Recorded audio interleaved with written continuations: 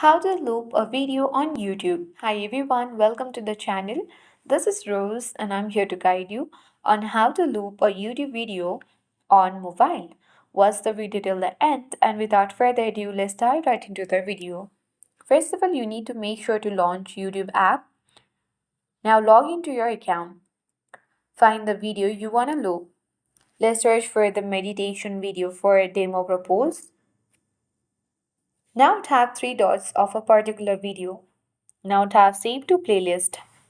Since you cannot loop a single video directly, you need to select New Playlist and name, for example, Loop Song, and make the visibility to private. Now tap on the Create button. Now after that, you need to select the U icon at bottom right and then see the list.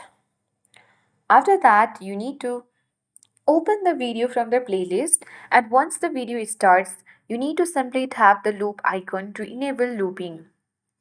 And once you do that, the video will now play on repeat until you stop it. So that's it.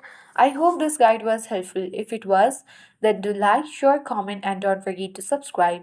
Thank you for watching and see you in the next video.